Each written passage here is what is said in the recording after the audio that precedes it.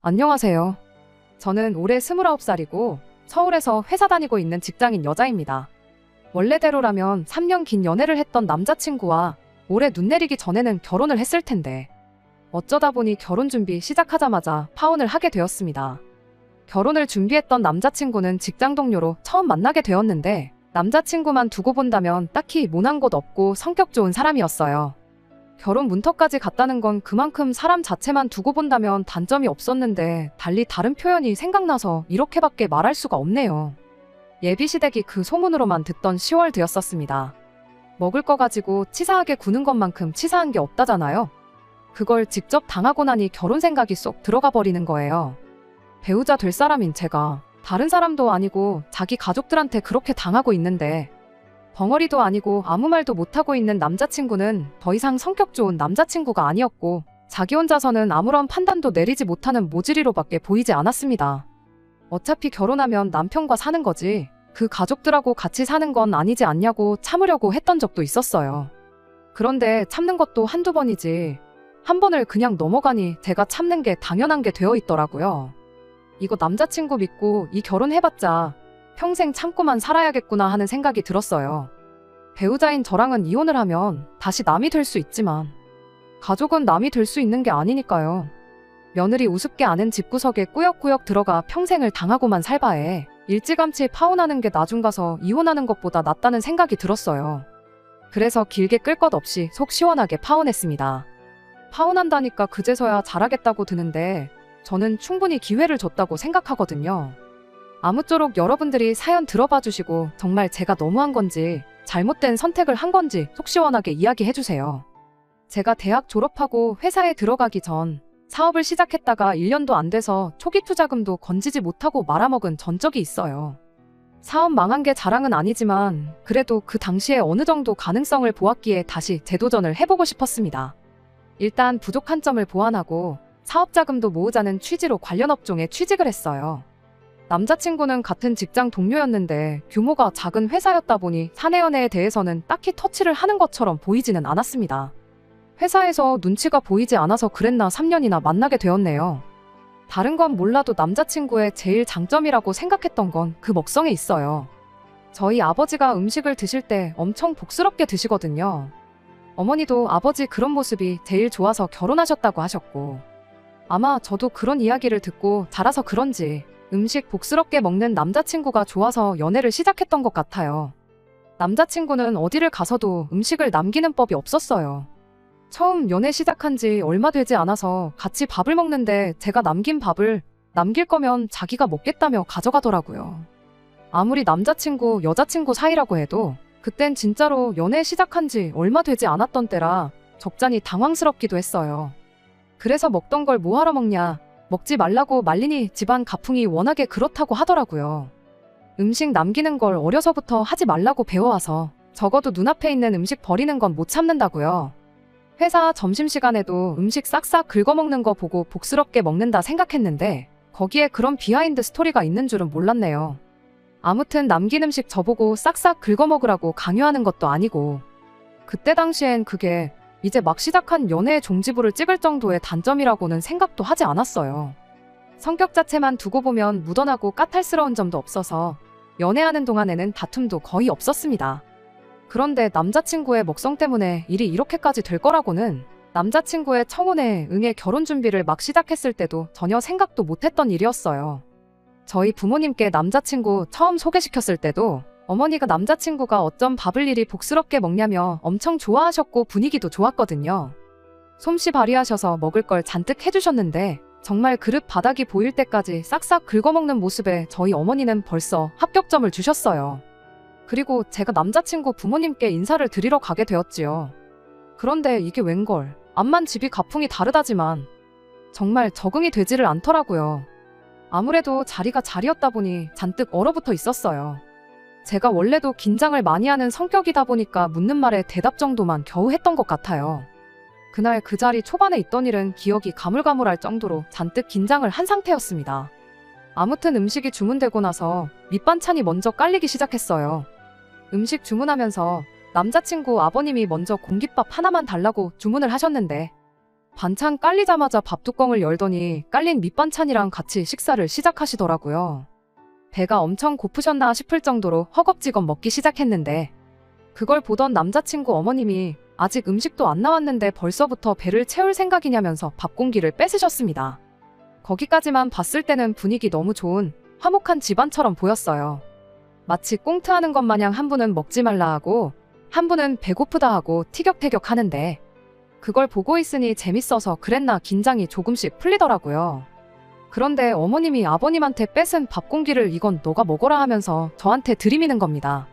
그때까지도 저는 그 꽁트하듯 하는 농담의 와중이라 생각했고 알겠다 말하고 그 밥 공기를 받아서 남자친구한테 줬어요.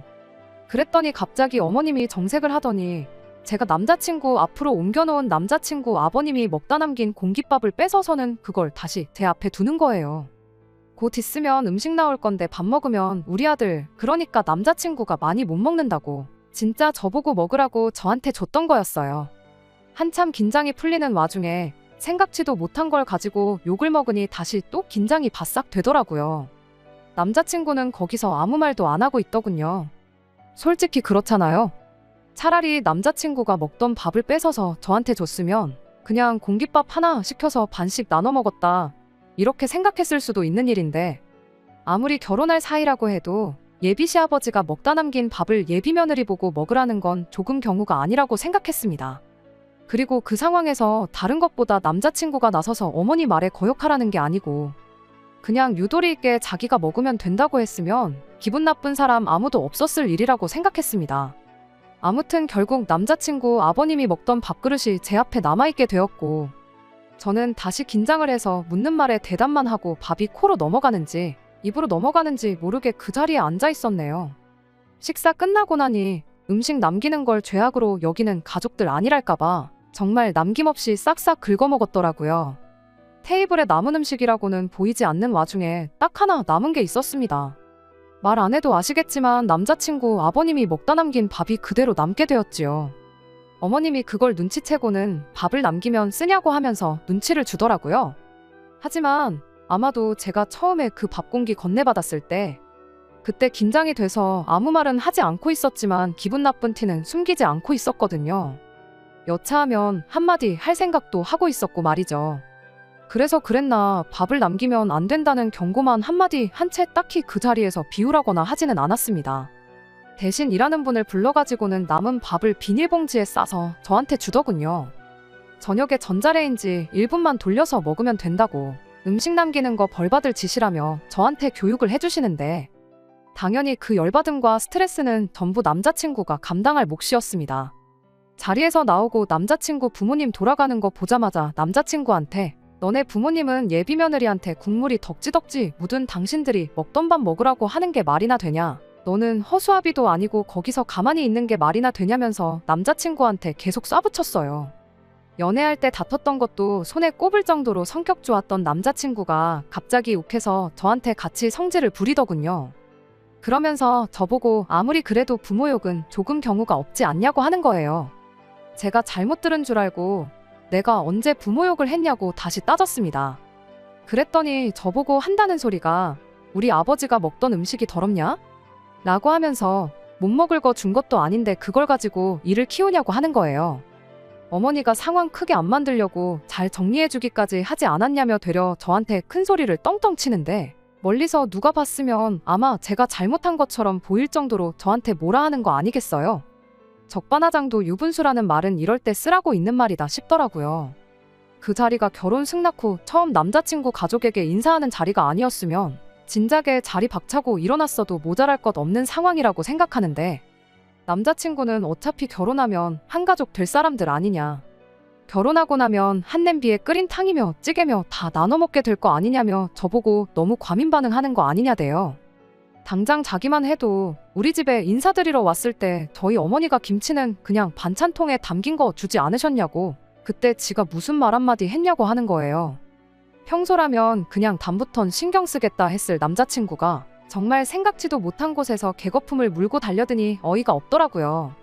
제가 뭐 저를 위해 부모님하고 등지고 살라고 했던 것도 아니고 나는 먹던 밥 먹을 생각이 없으니까 다음에도 또 이런 일이 생긴다면 같은 상황이 오지 않게 자기가 먹겠다고 하던가 아예 못하게 하겠다던가 아니면 부모님께 잘 설명해서 사전에 그런 말 못하게 아예 원인부터 차단하겠다. 뭐 여러 가지 더 좋게 상황을 넘길 방법은 많았을 텐데 저도 다투는 건 싫으니 쉽게 넘어갈 수도 있었지만 괜히 그랬다가 저만 손해볼 것 같아서 짚고 넘어가야 할 건 확실하게 짚고 넘어가고자 한마디 했습니다.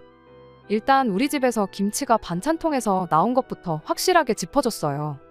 밑반찬 양념이며 온갖 게 덕지덕지 묻어 이미 반 공기를 넘게 먹은 흰쌀밥하고 손님 온다고 반찬통에 새로 썰어서 담아놓은 김치하고 똑같은 거하고 똑같냐고 말했어요.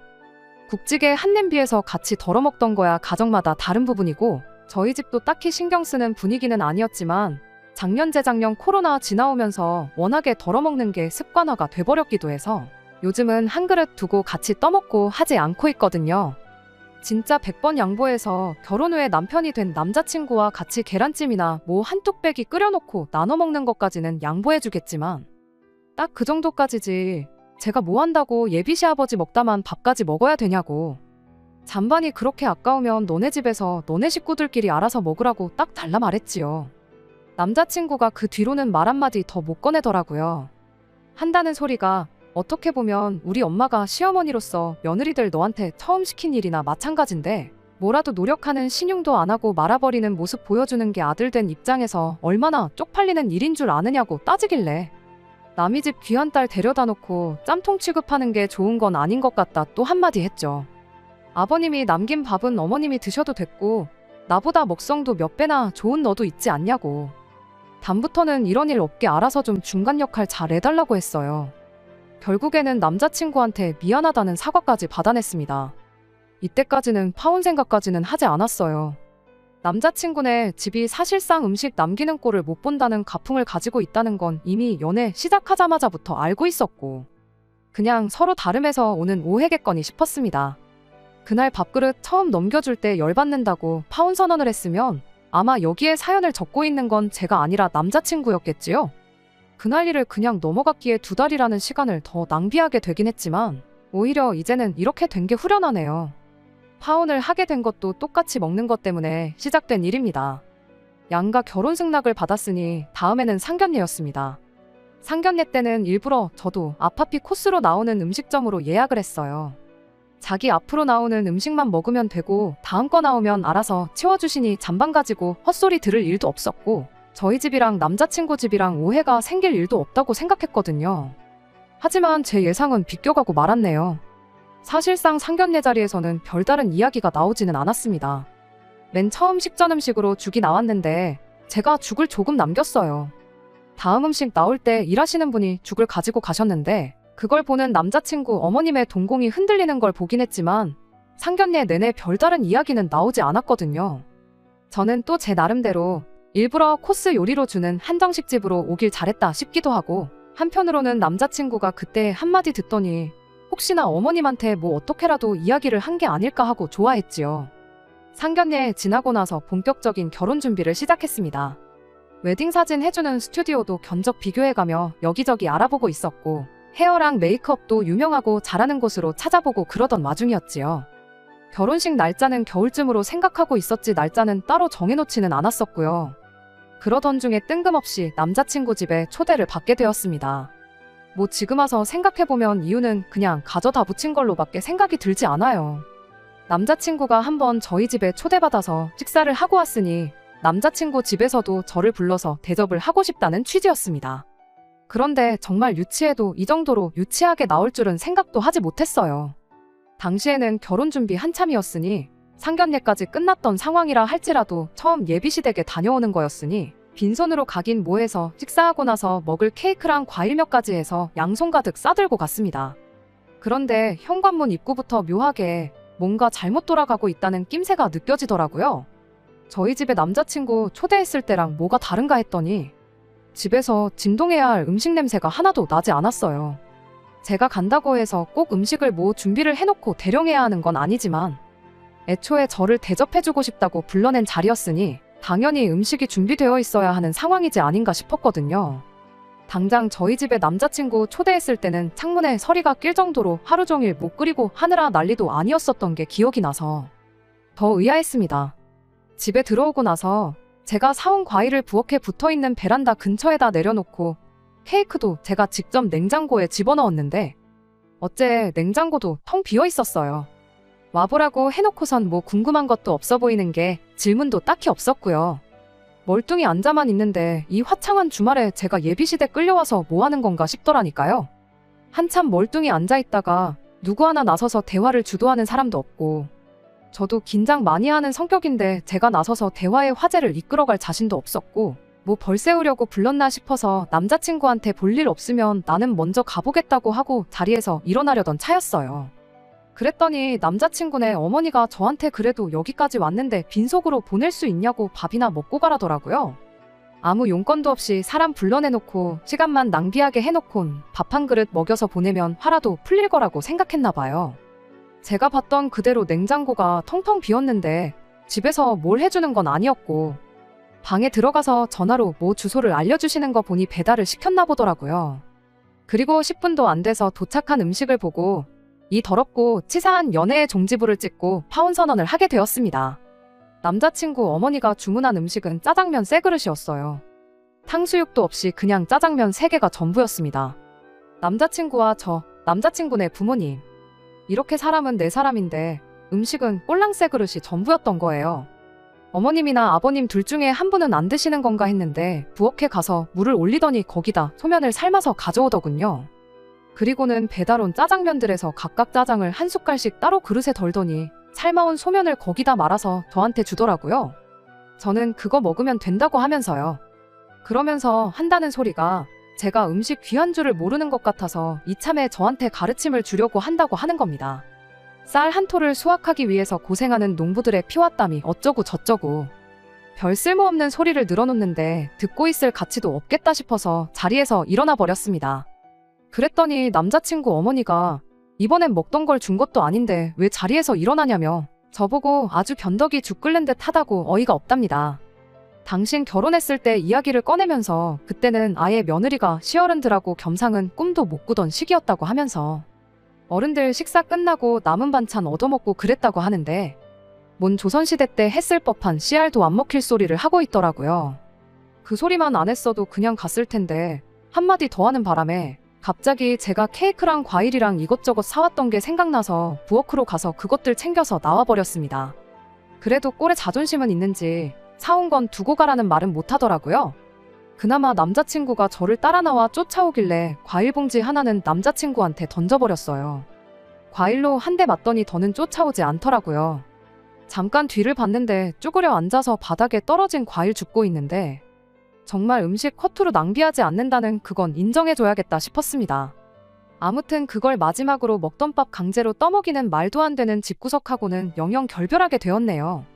남자친구랑 파혼 결심을 하면서 저는 회사도 그만두기로 했어요. 일도 적당히 배웠다 싶고 돈도 꽤나 모여서 회사 나가서 괜히 남자친구 꼬라지를 보느니 내가 내 발로 나가서 못다 잃었던 제 사업이나 한번 성공시켜 보려고요. 대표님이 저를 한번 붙잡기는 했어요. 남자친구랑 헤어져서 그만두는 거면 차라리 남자친구를 해고할 테니 저보고 회사에 남아달라고 하더라고요.